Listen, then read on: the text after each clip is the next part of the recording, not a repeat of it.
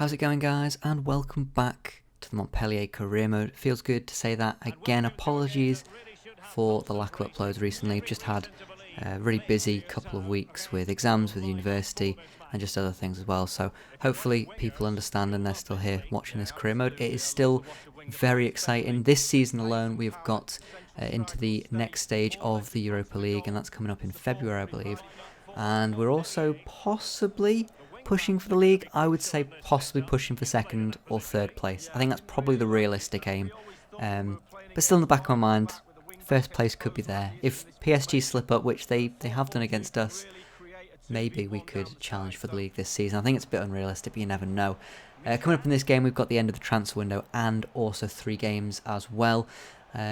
Big games as well, one against Stade Rennes, one against Monaco, and a derby match against Nimes Olympic. So that is going to be what's coming up in today's episode. The first game is against Stade Rennes, and they are, a really good team in this division. In terms of their players, they've still got Rafinha and they've still got Mendy. Those two are big players for the club. Obviously, they left in the summer transfer window before I started this save. Sorry, after I started this save, so they didn't make the transfers, so they've still got some very good quality players in their team. However, we started this game really well. We looked really, really strong, and it looked as if we were going to take the lead in the first half. Their only real chance was sort of this loose ball into the box, and it was dealt with quite easily by Omlin. And overall, we had the chances to really go in at half-time, at least 1 or 2 goals up. That chance there, just showing the chances we had were just way too good to be just passing up. And honestly, I went into the second half thinking we're probably going to concede a late goal or just one chance, and that's all they need, this AI. It is on ultimate difficulty.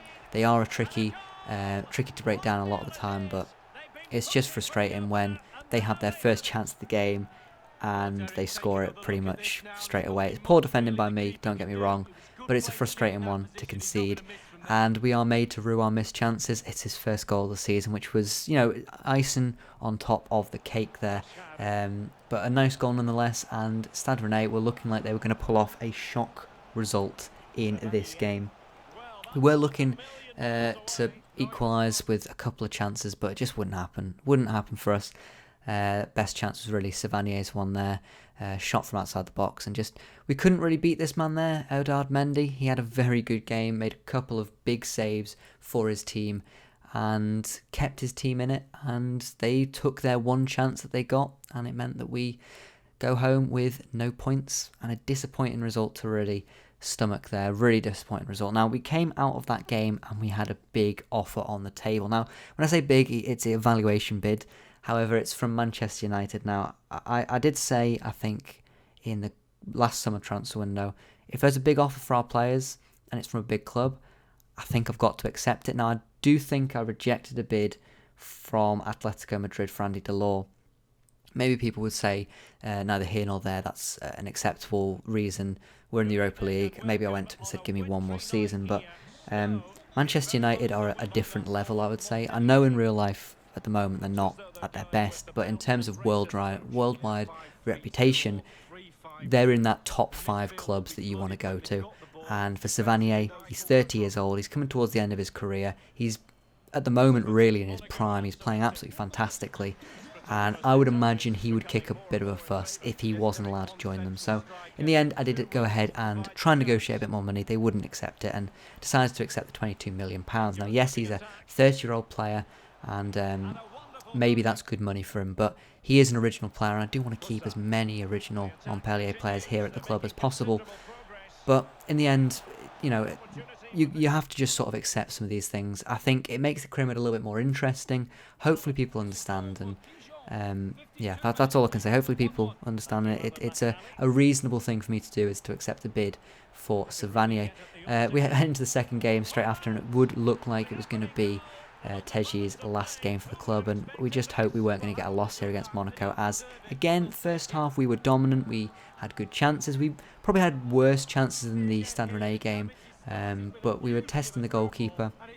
We looked pretty good, and sadly for us, second half we came out and just switched off, and that man there, Kevin Volland, 14 goals now for this season with that goal there, and it's just, we cannot afford to switch off in those key moments there. It's poor defending by me again, and we concede to one of the very few chances in another game. It's looking like this might become a pattern against ultimate difficulty, which is fine if it means we maybe lose some games, or we maybe have a tougher game. Then that's absolutely fine by me. We still had plenty of chances in this game to get back into it, and we had plenty of time to get back in as well. And luckily for us, we do have a few players on the pitch that can make a difference. One of them being Andy Delors, as he breaks through, ball through from Mollet. Keeper does not move, and of course he slots that into the back of the net. That man there scores, I think it was his 12th goal of the season there. Fantastic goal from Andy Delors. Gets us back in the game, and we still had a chance to possibly get the winning goal here, as we had a chance right at the end. Or a few chances right at the end, really. We were just trying to get anything, a shot on target, trying to get a free kick, anything, a penalty. I'd have taken anything, and ball was whipped in by Mollet for this final thing, and sadly Delors' header is hit straight at the goalkeeper, and Lecomte keeps his side and wins his side. That fantastic point that I think Monaco would be pretty happy with away from home. They were pretty poor in this game. One chance, and that's all they needed to score, and realistically, we have to be really disappointed with ourselves. I think we were pretty poor in terms of taking our chances. I think Lecomte had a good game, but overall, that's the sort of game we need to be winning if we are to go for that first in the league, or even second. I would say if we're to edge out, I believe at the moment it's Lille in second. If we're to edge them out, we need to really be at least winning those games and edging those games where we don't have the best of chances, but we take the chances we get. And overall, I just think it's a disappointing result. We come back from that game, we get another offer, and it's from, in my opinion, a huge club, obviously, in Everton. But I decided to reject this. I think they're in the Europa League. They're looking like they're going to finish in the Europa League this season. I think realistically, again, now I know this Creamer is not ultra realistic, but I think in terms of letting your keeper go, he's our first choice goalkeeper. He's getting the same minutes as he probably would at another top club, and actually he'd be fighting for his place at Everton with Jordan Pickford, as he is still at the club. So I decided to make a decision and just not accept that. I think it's a bit ridiculous. I have no goalkeepers in mind to replace him, and maybe in the summer, if we get another bid and it's too good to turn down, we might look to replace him. But I think Omlin is pretty much our number one, and if he wants to leave, it's going to have to be for a very, very big club and a very big offer as well. So overall, that's my reasoning behind that one. And you can see here we go look for the replacement for Tedji Savanier, as he was sold just after that game. It was £22 million. We get 18 million added to the transfer budget, and we go ahead and decide to spend that on one of two players. One was Fulghini from Angers, and the other one was Lise Melu, and I decided to go for Pierre Lise Melu. He looks like a really good player. I've actually used him in Ultimate Team. He's had a pretty decent season in real life for Nice. But in the game, he's not being used. 5 starts all season, and it looks like he's just not been in the manager's plans. And we decided to go and scoop up this man for £15 million, I believe it was. And I think this is a really good signing. Now, yes, he is 28. I think he was 3 years older, because Fulghini was 25. And only 1 rating higher, probably unlikely to grow too much. And he is 2 ratings lower than Savanier. That is a fact. But he is 6'1", high work rates, 4-star. A really good box-to-box midfielder, and I think as a replacement for players that we have scouted, which I have to be honest, as you can see, we turned an offer from Arsenal. Again, I think they're a big club, but in the current season, they don't even look like they're going to get into Europe. So overall, I think Minosi made more sense to stay here and see if we can qualify for the Champions League this season. And if we don't, then again, if a club comes in, we probably would have to sell him, I think, at that point. But going back to Lise Melu, I think it's a good signing. I think we've got players at the club like Zagorak and Shotar and Ben Charmer out on loan, and some other young players coming through the youth academy. I just think we need a player to fill in that gap for maybe one season, and maybe in the summer we look to bring in another midfielder, somebody that's a bit more higher rated that can sort of dominate that midfield spot, and we have to have maybe Lise Melu and Minosi fighting for that first team spot. But I think for now, I think he's a perfect sign, and we had very few players of the rating that I wanted to bring in scouted because it was such a last minute thing. So I think in terms of the players that we had and knew about, there was Camavinga, but he was 27 million, just out of my budget range, I would say. But overall, I think I'm happy with that. He would not start in this game, but he will be starting the next few games after that. Just needed to get him to fitness, as he did come off. He did start on the bench, we decided to field a very rotated side against Nimes Olympic for the final game of today's episode. They've got some interesting players, Joe Lolly starting on the right hand side and Onal Hernandez from Norwich as well, so they've got all the championship players in their team at the moment.